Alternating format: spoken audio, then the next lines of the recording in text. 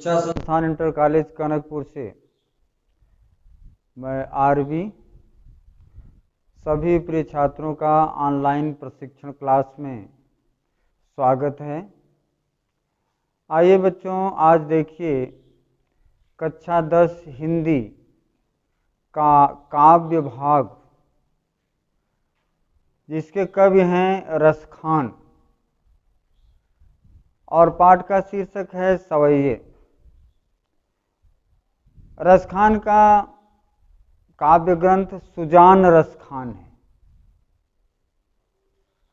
तो देखिए आप, ये आज पद्य इसके पूर्व आपको पढ़ाया गया। अब आगे देखें। जा दिन ते वह नंद को छोहरा, या बन धेनु चराई गयो है। मोहिन तानन गोधन गावत, बेनु बजाई रिझाई गयो है। वा दिन से कछु टोना, सुकै रसखान हिय में समाई गयो है। कोन काहू की कान करे, सिगरो ब्रज वीर बिकाई गयो है। अब आप इसमें कुछ शब्दार्थ देखें। छोहरा माने पुत्र, नंद नंद बाबा का पुत्र। वन जंगल, धेनु गाय। मोहिन मोहनी। तानन तान धुन, बांसुरी बजाकर। गोधन गावत, ग्वाल बालों के साथ नाचते गाते।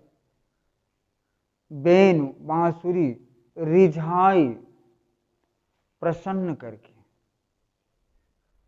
अपनी ओर आकर्षित करके।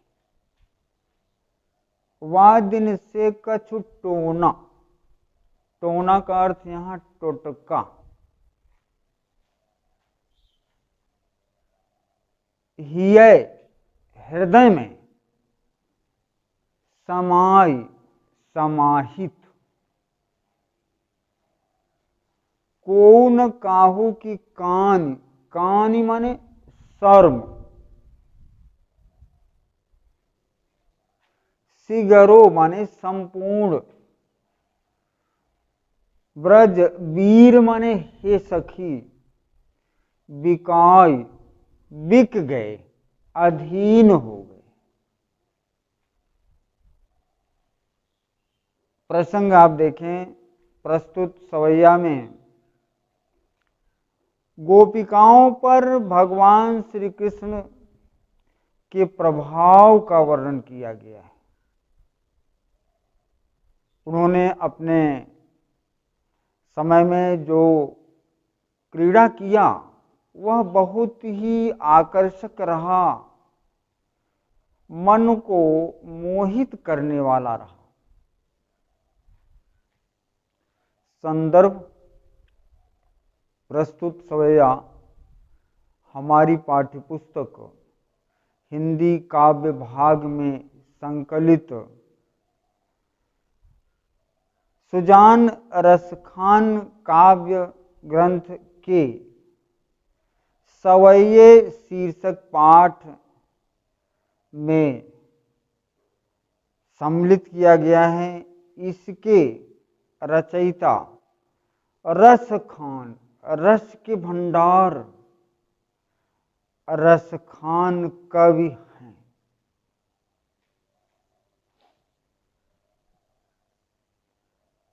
अब आप व्याख्या देखें।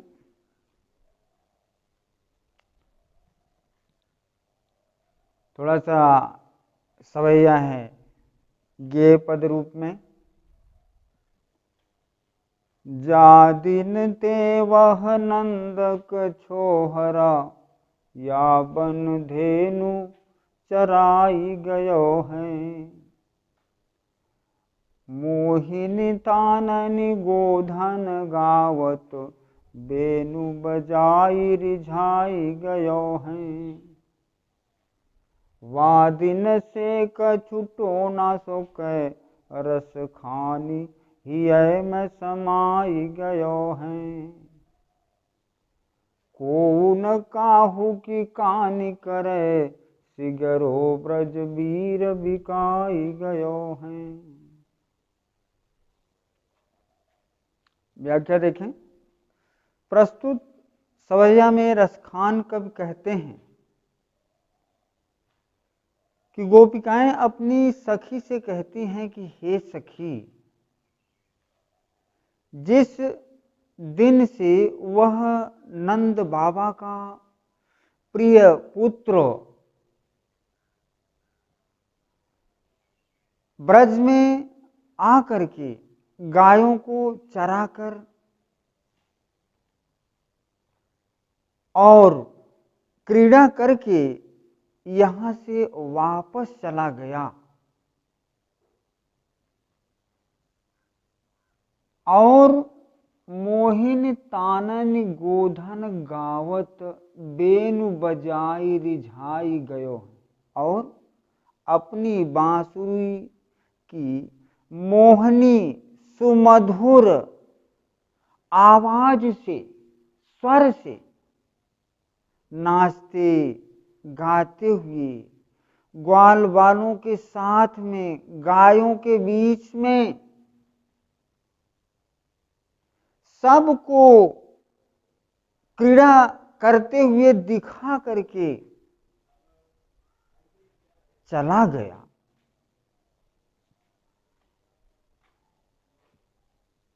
वादिन से कछु टोना सुकै। हे सखी, ऐसा लगता है कि उसके जाने के बाद से ही किसी ने टोटका कर दिया, नजर डाल दिया, जादू कर दिया। लगता है कि जादू मार दिया और उस जादू का प्रभाव इतना अत्यधिक हम पर पड़ा कि मानो वह नंद बाबा का लाडला हम सब के अंतःकरण में समा गया, हृदय में बैठ गया। मानो हृदय से बाहर ही नहीं निकल पा रहा, हमेशा रह रह कर उसका स्वरूप, उसकी बांसुरी की सुमधुर स्वर मस्तिष्क पटल पर याद आता है। उस याद से अंतःकरण में पश्चाताप होता है, क्लेश उत्पन्न होता है।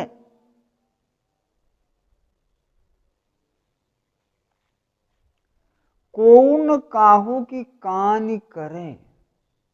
उसके जाने के बाद से ही हे सखी, संपूर्ण ब्रज में देखा जा रहा है कि कोई भी सखी एक दूसरे की शर्म संकोच लिहाज नहीं कर रहा है, सब कुछ भूल गया, शुद्ध बुद्ध खो बैठा है।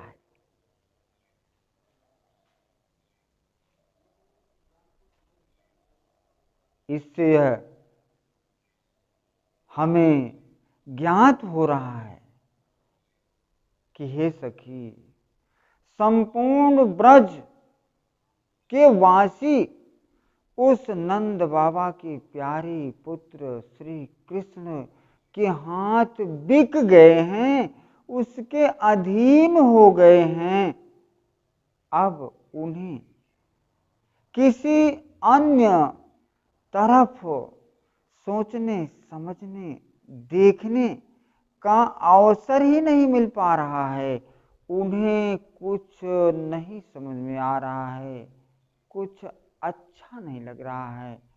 नंद बाबा के पुत्र श्री कृष्ण के अभाव में उनके बिना सारी वस्तुएं, ब्रज के सारे आकर्षक स्वरूप फीके लग रहे, मटमैले दिखाई दे रहे, मन को कुछ प्रिय नहीं लग रहा।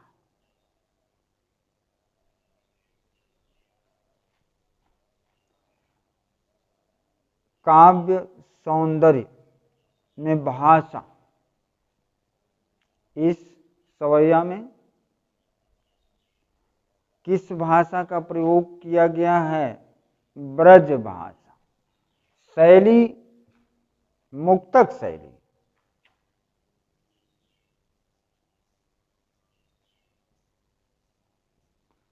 गुण माधुर्य गुण है इसमें।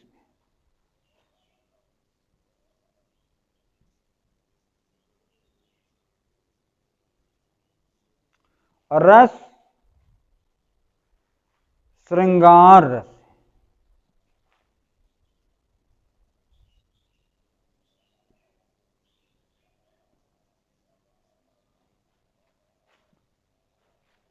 छंद सवैय।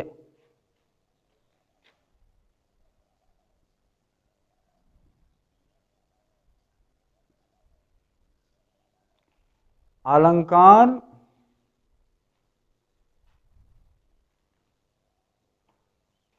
अनुप्रास,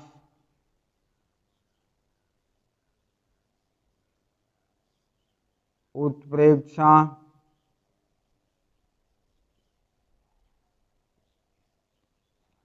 अतिशयोक्त। इस तरीके से इस सवैये में 3 अलंकार हैं। आप देखें,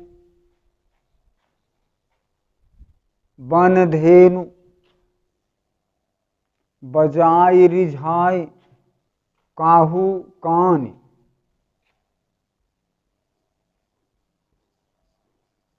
को काहू कान। बनधेनु बजाय, ब वर्ण की ब और ई को, न ई को वर्ण की पुनरावृत्ति होने से यहां पर अनुप्रास अलंकार है। इस तरीके से प्यारे बच्चों, आप इस ऑनलाइन प्रशिक्षण में बड़े गौर से एकाग्रदत्त चित्त होकर अध्ययन कीजिए और आप सब की परीक्षा सन्निकट ही है। जैसा कि आपका पढ़ाई का समय बहुत इस कोविड-19 महामारी की वजह से व्यतीत हो गया, अतः आप अनवरत अध्ययन जारी रखिए, अपना समय बिल्कुल मत गंवाइए। अब अगले दिन इस काव्य भाग के आगे का भाग आपको पढ़ाया जाएगा।